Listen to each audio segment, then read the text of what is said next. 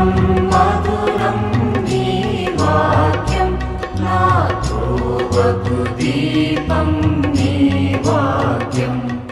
యేసు నామంలో మీకు శుభములు సమృద్ధిగా కలుగునుగాక. మధురం నీ వాక్యం అనే కార్యక్రమానికి స్వాగతం.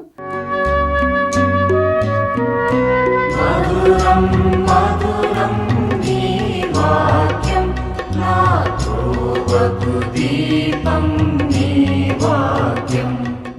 ముందుగా మీ అందరికీ కూడా నూతన సంవత్సర శుభాకాంక్షలు. Happy new year to you all. ఈ సంవత్సరం మీకు ఆనంద సంవత్సరంగా, అభిషేక సంవత్సరంగా, ఐశ్వర్య సంవత్సరంగా, ఆరోగ్య సంవత్సరంగా ఉండునుగాక. దేవుడు మీ ప్రార్థనలన్నిటికీ కూడా జవాబిచ్చుదురుగాక. నేను ఇక్కడ వచ్చే ముందు కూడా దేవుని అడుగుతూ ఉంటే ఆనంద సంవత్సరం అని ప్రకటించమ్మా అని చెప్పారు. ఎల్లప్పుడూ మీరు ఆనందంగా ఉండాలి. ఫిలిప్పి 4:4 ఇంకా మిగతావి ఏమీ వద్దు. ఆనందించండి, మీరు ప్రభువునందు ఆనందించండి, మరలా చెప్పుచున్నాను ఆనందించండి. ఎందుకంటే కొంతమంది ఉంటారనమాట. అలా ఉండకండి. ఆనందంగా మీరు ఉండండి. ప్రతిరోజు ప్రొద్దున మీ ప్రార్థన ఏంటి తెలుసా? 92వ కీర్తన, నీతిమంతుని ఆశీర్వాదాలు అనమాట. అవన్నీ కూడా నీతిమంతులకు వచ్చే ఆశీర్వాదాలు ఉంటాయి అందులో.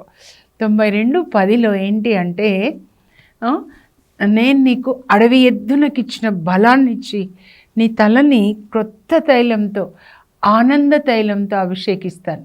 రోజు అడగాలన్నమాట, నా తలని నువ్వు ఆనంద తైలంతో అభిషేకించయ్యాను. పరమగీతాల్లో యేసు ప్రభు తలుపు తట్టుతూ ప్రియురాలతో అంటాడు, నా తల రాత్రంతా మంచులో తడిసి ఉంది, నా కోసం నువ్వు నీ హృదయ ద్వారం తెరువని. మంచులో తడుచుట అంటే పరిశుద్ధాత్మ అభిషేకాన్ని పొందడం అన్నమాట. అలా మనం ఎప్పుడూ ఆనందంగా ఉండాలి. ఫిలిప్పి 4:10 పౌలు అంటాడు, ప్రభువునందు నా జీవితం నాకెంతో ఆనందంగా ఉంది. ఈ లోకంలో ఏ దాన్ని చూసి మీ ఆనందాన్ని మీరు కోల్పోకూడదండి.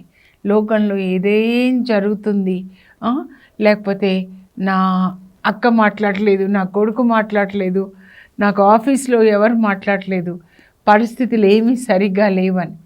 పరిస్థితి ఎలా ఉన్నా సరే, మీ చుట్టూ ఉన్న పరిస్థితి, మీలో ఉన్నటువంటి ఆ పరిశుద్ధ ఆత్మ ఒక నదిలాగా ఆనందాన్ని విడుదల చేయుదురుగాక. ప్రభువునందు ఆనందించడం నేర్చుకుంటే ఈ లోకంలో దేన్ని బట్టి కూడా మన ఆనందం డిస్టర్బ్ కాకూడదండి. ఆనందంగా ఉండండి. ఫిలిప్పి 4:4 చెప్పేమంటాడంటే పౌలు, దేన్ని గురించి చింతించకండి. చింతించడము వరి అన్నమాట ఇంగ్లీష్లో. ఆ స్పిరిట్ దేవుడి నుంచి రాలేదండి. దేవుడి నుంచి వచ్చే స్పిరిట్ ఏంటంటే ఆనందం, ప్రేమ, సంతోషం, సమాధానం, మంచితనం, ఓర్పు, సహనం. మరి సాతాను నుంచి వచ్చేది ఏంటంటే చింత. ఏం తినాలి, ఏం త్రాగాలి, ఏం ధరించాలి, చింతించకండి. కాసేపు అలా తల పైకెత్తి ఆకాశ పక్షుల్ని చూడండి, అవి విత్తట్లేదు, మరి ఇంకా ఏమి పంట కోసుకోట్లా, కానీ పరలోక తండ్రి, మీ పరలోక తండ్రి వాటిని పోషిస్తున్నాడు. మా తండ్రి, నా తండ్రి వాటిని పోషిస్తే నా తండ్రి నన్ను పోషించడా? కనుక ఆనందంగా ఉండండి. ఇది మీరు నేర్చుకోనండి. మీ ఆనందము మీకు జయాన్ని ఇస్తుంది. ఫిలిప్పి 1:28 రాస్తాడు, మీ ధైర్యం, మీ ఆనందము మీకు జయాన్ని ఇస్తుంది. సాతాన్ని ఓడించే ఆయుధం అన్నమాట. ఆనందంగా మీరు ఉండండి. ఏం కావాలో మీరు దేవుణ్ణి అడగండి. అడిగినప్పుడు మీరు కృతజ్ఞతతో అడగండి. ఇప్పటి వరకు మనం జీవించున్నాం కదా, దాన్ని బట్టి మీరు దేవునికి కృతజ్ఞత చెప్పండి. కనుక ఈ సంవత్సరం మీరు ప్రకటించుకోనండి. ఆనంద సంవత్సరము నోటితో ప్రకటించుకోవాలి తెలుసా? ప్రొద్దున్నే కూడా ప్రకటించుకోవాలి. నేను ప్రకటించుకుంటాను. Today is the day of joy, joyful day, victorious day, peaceful day, healthy day, merciful day అని ప్రకటించుకోవాలన్నమాట. I'm healthy, I'm wealthy, I'm wise, I'm joyful, I'm rich. అట్లా. ఎందుకంటే మన దేవుడు అన్నిటికీ సర్వాధికారండి. మన నాన్న పరలోక తండ్రి, రాజులకు రాజు, యేసు ప్రభు రాజులకు రాజు. ఆ రాజులకి రాజుకి ఈ జసింత రాణి వధువని నేను ప్రకటించుకుంటా. అందుకే స్పెషల్, అన్నీ స్పెషల్ అన్నమాట. అట్లా చేస్తారు. సో చింతించకండి, దయచేసి భయపడకండి. మీకు భయం వచ్చినప్పుడు 10 కీర్తనలు అలా చదువుకుంటూ ఉండండి. ఒక లెవెల్లో మీరు ఆనందాన్ని అనుభవిస్తారు. నేను అనుభవంతో చెప్తున్నాను, ఎక్స్పీరియన్స్. సడన్గా కూడా నేను కూడా చాలా జాయ్ఫుల్గా ఉంటాను, సడన్గా ఎందుకో డల్ అయిపోతాను అనమాట. ఎందుకో తెలియదు. కొన్నిసార్లు ఈ పిశాచులు గాలిలో తిరిగేవి అటాక్ అవుతూ ఉంటాయన్నమాట. బాణాలు వేయాలి, ఏదో ఒక బాణం వేయాలి అని. అప్పుడు వెంటనే నేనేం చేయను, ఎక్కువసేపు ఇదో స్టూడియోలో ఇప్పుడు నేను ఒక్కదాన్ని, బాబు ఉన్నారు, కెమెరా బాబు. అలాగే నా ప్రేయర్ రూమ్లో ఒక్కదాన్ని ఎక్కువ సమయం బైబిల్ చదువుకుంటానండి. అప్పుడు ఈ వాక్యం ఏంటంటే యేసుప్రభు కాబట్టి ఆ యేసుప్రభు యొక్క స్వభావం మనలో పోయబడుతుంది. ఆయన కరుణ, ప్రేమ, ఆనందం అన్నమాట. కనుక మీరు ప్రకటించుకోండి. మీకేం కావాలో మీరు చింతించకుండా ప్రార్థనలో అడగండి. అడిగినప్పుడు కృతజ్ఞతతో అడగండి. ఇప్పటి వరకు ఎన్నో మేళ్ళు చేశారు కదా, వందనాలు ప్రభా అని అడగండి. సో రేపటి దినాన మనం ఎక్కువ ఈ నూతన సంవత్సర నిర్ణయాలు, న్యూ ఇయర్ రిజల్యూషన్స్ అన్నమాట, తప్పకుండా తీసుకోవాలి. ప్రభు నాతో కూడా చెప్పారు, కొత్త సంవత్సరం వస్తుంది కదా, ఒక డైరీ పెట్టుకొని నేను నీతో ఏం మాట్లాడతానో అవన్నీ డేట్ వైజ్ నువ్వు రికార్డ్ చేసుకొని అది బోధించడానికే కాదు, నాకు కూడా అండి వాక్యం బోధించేటప్పుడు చాలా కరెక్షన్స్ నాకు వస్తాయి. నేను చాలా విషయాల్లో కరెక్ట్ చేసుకోవాలి.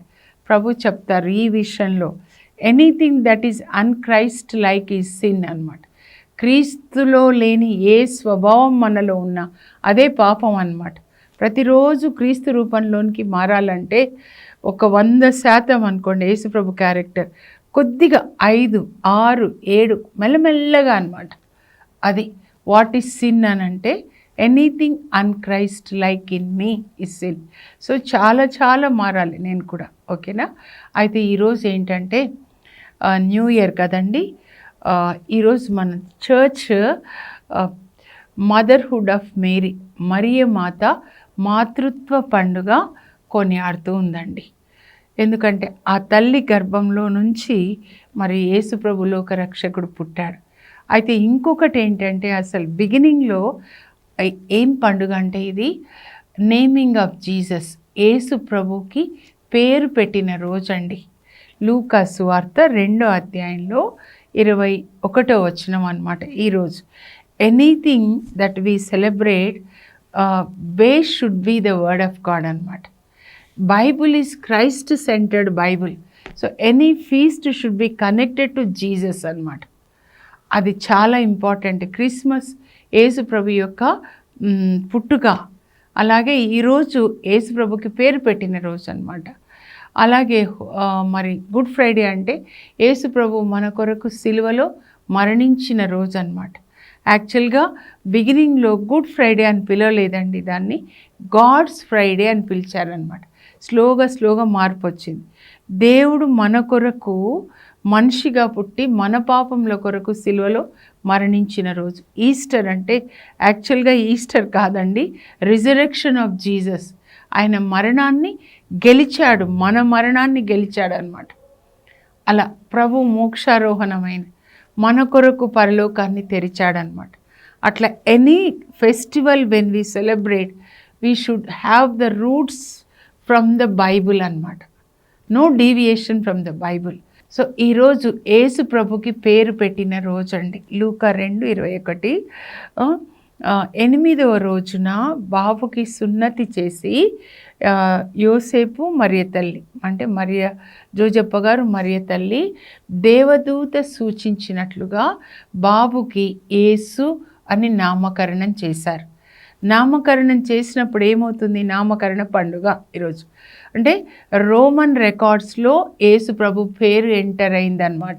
అంటే ప్రపంచానికి యేసు అని ఇప్పుడు దేవుడు బహిర్గతం చేశారు, ప్రకటించిన రోజు అన్నమాట. యేసు మెస్సయ్య పుట్టాడు. న్యూ ఇయర్ అని అంటే అందరూ ఎందుకు న్యూ ఇయరో మీరు తెలుసుకోనండి. అప్పుడు వెనక్కి 8 రోజులు వెనక్కి వెళ్తే జాన్ 1 నుంచి డిసెంబర్ 25 ఆయన పుట్టిన రోజు అన్నమాట. ఆయన తప్పకుండా పుట్టారు. ఆయనకి పేరు పెట్టిన 8వ రోజున రోమన్ రికార్డ్స్లో, గవర్నమెంట్ రికార్డ్స్లో అఫీషియల్గా నేమ్ రికార్డ్ అయిందనమాట. దాని ప్రకారం ఆ రోజు యేసు ప్రభు ఎప్పుడు పేరైతే పెట్టారో ఇంకా అప్పటి నుంచి ప్రపంచ చరిత్ర 2గా విభజించబడింది. క్రీస్తు శకము, క్రీస్తు పూర్వము అని. ఇంకా వేరే విట్నెస్ ఏమీ అవసరం లేదండి. అయినా కూడా వాదించే వాళ్ళతో, ఇది వాదించే వాళ్ళ కొరకు కాదండి రాయబడింది, విశ్వసించే వాళ్ళ కొరకు. It's called book of faith, it's not for argument. So ఎవరితో మనం వాదించే అవసరము, ఎవరిని నమ్మించే అవసరం లేదు. ఎందుకంటే ఒకరిని నమ్మించేది ఎవరంటే పరిశుద్ధాత్మ దేవుడు అన్నమాట. పరిశుద్ధాత్మ వాళ్ళలోనికి వెళ్ళినప్పుడు ఆత్మ వాళ్ళతో మాట్లాడతారు. సో యేసు ప్రభుకి పేరు పెట్టిన రోజు అన్నమాట. న్యూ ఇయర్ అని ఎంత గొడవలు చేస్తూ ఉంటారు కదండి. అసలు మీకు తెలుసా ఏంటి న్యూ ఇయర్ అని నేను అనుకుంటాను. యేసు ప్రభుకి పేరు పెట్టిన రోజు గవర్నమెంట్ అఫీషియల్ రికార్డ్స్లోకి ఆయన పేరు వెళ్ళింది. అప్పటి నుంచి క్రీస్తు శకము, క్రీస్తు పూర్వం. యేసు ప్రభు పుట్టడానికి ముందు కాలాన్ని క్రీస్తు పూర్వం అన్నారు. ఆయన పుట్టిన తర్వాత కాలాన్ని క్రీస్తు శకం అన్నారు. యాక్చువల్గా ఆ సంవత్సరాన్ని యానో డామిని అని లాటిన్ వర్డ్తో పిలిచేవాళ్ళు అనమాట. ఎందుకంటే రోమా వాళ్ళ official language, Romans official language is Latin. So వాళ్ళు ఏదైనా లాటిన్లోనే పిలిచేవాళ్ళు కాబట్టి యానో డామిని అనే లాటిన్ పదానికి అర్థం ఏంటంటే ఇయర్ ఆఫ్ ద లార్డ్. యానో ఇయర్, డామిని లార్డ్. ప్రభు పుట్టిన సంవత్సరము. ప్రపంచమంతా ఒప్పుకుంటుందండి. అలెగ్జాండర్ ద గ్రేట్ ఎప్పుడు పుట్టాడు, ఎప్పుడు యూదా దేశం మీద దాడి చేశాడు, క్రీస్తు పూర్వం 333. ఈ బుద్ధుడు ఎప్పుడు వచ్చాడు, లేకపోతే అక్బర్ ఎప్పుడు వచ్చాడు, భారతదేశానికి స్వాతంత్రం ఎప్పుడు వచ్చింది 1947 అంటే యేసు ప్రభు పుట్టిన తరువాత 1947. అంటే మీ ప్రతి ఒక్కరి జీవితంలో ఎవరు సెంట్రల్ ఫిగర్ అంటే యేసు ప్రభు. వాళ్ళు ఒప్పుకొని ఒప్పుకోకపోని, ఎవరు ఒప్పుకునే దాని మీద దేవుని యొక్క శక్తి ఆధారపడలేదు. ఆయన సర్వశక్తిమంతుడు, ఆయన ఆల్ఫా ఒమేగా ఉన్నాడనమాట. ఆయనకి పేరు పెట్టిన రోజు యేసు ప్రభు ఈ లోకంలో మన కొరకు పుట్టారు. మనం అందరూ ఆయనను తెలుసుకోవాలి. ఒకరు నమ్మినా నమ్మకపోయినా నేను చెప్తుంటాను అప్పుడు, ఎంత భయంకరంగా ఉందండి లోకము, ఎలా అయిపోతుందంటే అదంతా కూడా యేసు ప్రభు ఆల్రెడీ చెప్పారండి. అసలు భూమి ఎలా సృజించారు, ఎలా మీరు సృజించబడ్డారు తెలీదు కదా. యేసు ప్రభు ఆల్రెడీ చెప్పారు మత్తయి 24లో, చివరి దినాల్లో మోసాలు ఎక్కువైపోతాయి, యుద్ధాలు, కరువులు, అంటురోగాలు, భూకంపాలు ఇవి జరుగుతాయి ప్రకృతి నేచర్లో. అలాగే మనుషులలో ప్రేమ చల్లారిపోతుంది, ద్వేషం, ఒకరినొకరు ద్వేషించుకుంటారు, తల్లిదండ్రుల మీద తిరుగుబాటు చేస్తారు. 2 తిమోతి 3లో రాయబడి ఉంది ఏంటి అంటే అంత్య దినములలో అపాయకర సమయాలు వస్తాయి. People will be lovers of money and they will be selfish and they love the pleasures of the body. స్వార్థం ఎక్కువ ఉంటుంది, అహంకారం ఉంటుంది, గర్విష్ఠులుగా ఉంటారు. ఆ తర్వాత తల్లిదండ్రుల్ని ధిక్కరిస్తారు. స్వార్థం ఎక్కువైపోతుంది, షెల్ఫిష్నెస్ అన్నమాట ఎక్కువైపోతుంది. తర్వాత వాళ్ళు ఏమి ఇష్టపడతారంటే ధనాన్ని ప్రేమిస్తారు, తర్వాత శరీర సుఖాల్ని ప్రేమిస్తారు. మతం ఏంటి అంటే అది ఊరికే బాహ్యం, లిప్స్ తోటి అన్నమాట, పెదవులతోనే ఉంటుంది అని. సో ఇవన్నీ కూడా యేసు ప్రభు చెప్పారండి. ఆయన ఇప్పుడు 2వ మారు రాబోతున్నారు. మొదటి మారు మన కొరకు మరణించారు, 2వ మారు మనకి తీర్పు తీర్చడానికి. ఆ తీర్పులో మనందరం బహుమతి పొందాలి అన్నమాట. సో యేసు ప్రభుకి పేరు పెట్టిన రోజు, ఆ తర్వాత మరియ మాత మాతృత్వ పండుగ. ఆమె మామూలు తల్లి కాదండి, మనలాగా ఆమె దేవుని యొక్క తల్లి. మరియ తల్లి ఎలిజబెతమ్మని దర్శించినప్పుడు ఎలిజబెతమ్మ పరిశుద్ధాత్మని పొంది మరియ తల్లితో అంటారు, స్త్రీలందరిలో నీవు ఆశీర్వదించబడిన దానవు, నీ గర్భఫలం ఆశీర్వదించబడిన, నీ శుభవచనం నా చెవిని సోకగానే నా గర్భంలో ఉన్న బిడ్డ ఆనందంతో గంతులేస్తున్నాడు. నేను ఎప్పుడు అనుకుంటాను, ప్రభు చెప్తారు, మీరు ఏదైనా ఒక మాట మాట్లాడితే వినేవాళ్ళకి ఆనందం పొంగి పొరలాలి, అలాంటి మాటలు మాట్లాడాలి. పరిశుద్ధాత్మ ఉన్నవాళ్ళు అలా ఉంటారు. నా దేవుని తల్లి నా యుద్ధకు వచ్చుట ఎలాగూ ప్రాప్తించను. మదర్ ఆఫ్ గాడ్, ఆమె పరిశుద్ధాత్మని పొందిన తర్వాత మాట్లాడారు. అంటే అది ఎలిజబెతమ్మ మాట కాదు, Holy Spirit, God is calling her mother of God అన్నమాట, దేవుని యొక్క తల్లి. కనుక ఈ విశ్వాన్ని సృజించిన విశ్వదాత్రి దేవుడు, విశ్వదాత్రికి రాజు దేవుడు, ఆయన ద్వారా ఆయన కొరకే సమస్తాన్ని సృజించాడు. ఇది నేను ధ్యానిస్తూ ఉంటే కొలొస్సీ 1:16, యోహాను 1:3 అన్నమాట. దేవుడు సమస్త విశ్వాన్ని భూమి దగ్గర నుంచి, ఆ విశ్వం అంటే ఏమేమి వస్తాయి, స్టార్స్ అని, ఆయన కొరకు, ఆయన ద్వారా, యేసుక్రీస్తు ద్వారా, యేసుక్రీస్తు కొరకే సృజించాడు. ఎంత గొప్ప దేవుడికి ఈ మరియ ఒక తల్లి అయిపోయింది. అంత గొప్ప దేవుడు ఎంత తగ్గించుకున్నాడు కదా, పశువుల తొట్టి, చిన్న బాలుడుగా అమ్మని ప్రేమించాడు, నాన్నని ప్రేమించాడు, నాన్న కాని నాన్నని నాన్న అని పిలిచాడు. ఎంత తగ్గింపు స్వభావం చూడండి. పరిశుద్ధ మాత, నిష్కలంక మాత, నిన్న మేము ధ్యానించుకున్నాం అన్నమాట. పరమగీతాలు 4వ అధ్యాయం చదివితే అక్కడ మరియ మాతకి పరిశుద్ధాత్మ దేవునికి మధ్య సంభాషణ. నా నిష్కలంక సుందరి, నా పావురమా, నీ అందు కళంకమేది లేదు, నిష్కలంక సుందరి, నీ ఆత్మలో, మనస్సులో, నీ శరీరంలో, నాలుక, కన్నులు, చెవులు ఎక్కడ కూడా మలినం లేదు. పరిశుద్ధ మాత, పరిశుద్ధమైన దేవుని లోక రక్షకుని లోకానికి అందించింది అన్నమాట. ఎందుకు మనం జ్ఞాపకం చేసుకుంటామంటే తల్లులందరూ కూడా ఆ తల్లిలాగా ఉండాలి. పరిశుద్ధ మాత, పాలకుండ, పసిబిడ్డ అంటారు కదా, పాలు కాచే పాత్ర పరిశుద్ధంగా ఉండాలంట, లేకపోతే పాలు విరిగిపోతాయి. తల్లి పరిశుద్ధంగా లేకపోతే పుట్టే బిడ్డ అలాగే అయిపోతాడు, సంసోన్ లాగా అన్నమాట. నువ్వు తాగొద్దమ్మా, నువ్వు తినొద్దు, అశుద్ధమైనది తినకూడదు, త్రాగకూడదు. ఆహార విషయంలో కూడా పరిశుద్ధత అన్నమాట. దానియేలు నేను తినను అని ఒక నిర్ణయం తీసుకుంటాడండి. మాంసాన్ని భుజించకూడదు, అది విగ్రహాలకు అర్పించబడింది అని. ఆహార విషయంలో అక్కడ కూడా పరిశుద్ధత అన్నమాట. ఎంత పరిశుద్ధ మాత. యేసు ప్రభు సిలువలో వేలాడుతూ తన తల్లిని యోహాన్కి ఇదిగో నీ తల్లి అని ఇచ్చి మనందరికీ ఏం చెప్తున్నాడంటే, ఇదిగో మీ తల్లి, నా తల్లిలాగా మీరందరూ తల్లులారా ఇలా ఉండండి, పరిశుద్ధమైన పాత్రగా. అలాగే దేవుని చిత్తానికి సమర్పించుకుంది నా తల్లి. అలాగే దేవుని చిత్తం చేయడానికి నన్ను కూడా సమర్పించారు. మన పిల్లల్ని దేవుని చిత్తం చేయడానికి సమర్పించాలండి.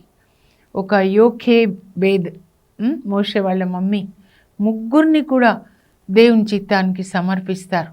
సమర్పణ, మన పిల్లల్ని దేవుని చిత్తానికి సమర్పించి ఒక పరిశుద్ధ మాత గర్భంలో నుంచి పరిశుద్ధమైన కుమారుడు లోకానికి రక్షణ తీసుకొని వచ్చాడు కదా.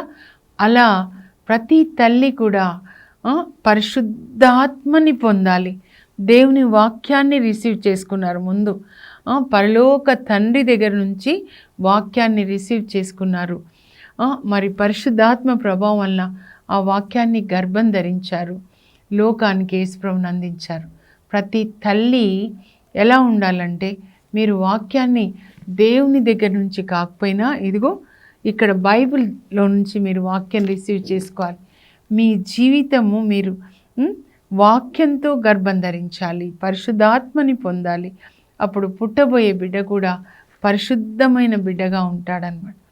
మరియ తల్లి జోజప్ప గారు ఎలా పెంచారు, హెరోదు బారి నుంచి కాపాడారు, దేవుని చిత్తం చేశారు, మరి వాక్యంతో బాబుని పోషించారు.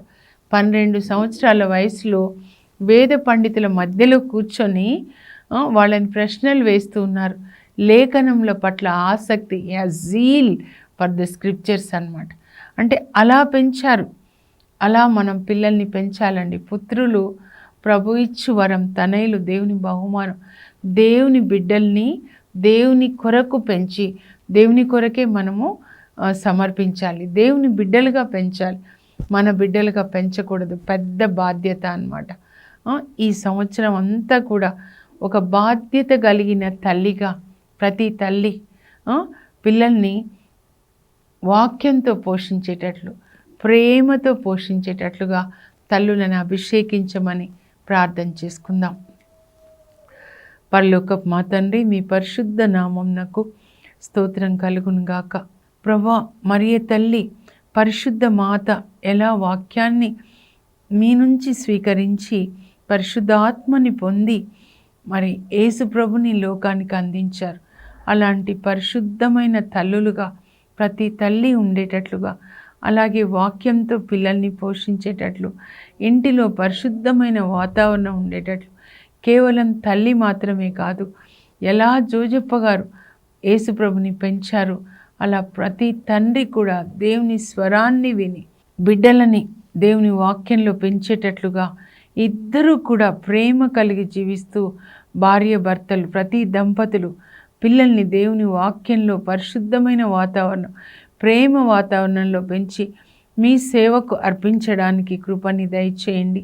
ప్రతి కుటుంబం తిరుకుటుంబాన్ని పోలి ఉండేటట్లుగా, ప్రతి తల్లి మరియ తల్లిని పోలి జీవించేటట్లు, అలాగే ప్రతి తండ్రి యోసేపులాగా బాధ్యత కలిగిన తండ్రిగా ఉండేటట్లుగా, పిల్లలు యేసు ప్రభులాగా తల్లిదండ్రులకు విధేయత కలిగి జీవించేటట్లుగా కృపని దయచేయండి. ఈ సంవత్సరం మాకు విధేయత సంవత్సరంగా, ప్రేమ కలిగిన సంవత్సరంగా, నీతి సంవత్సరంగా, ఆనంద సంవత్సరం, ఆరోగ్య సంవత్సరం, ఐశ్వర్య సంవత్సరం, అభిషేక సంవత్సరంగా ఉండునుగాక. యేసు పరిశుద్ధ నామంలో అడుగుచున్నాం తండ్రి, amen. God bless you. Once again happy new year to you all.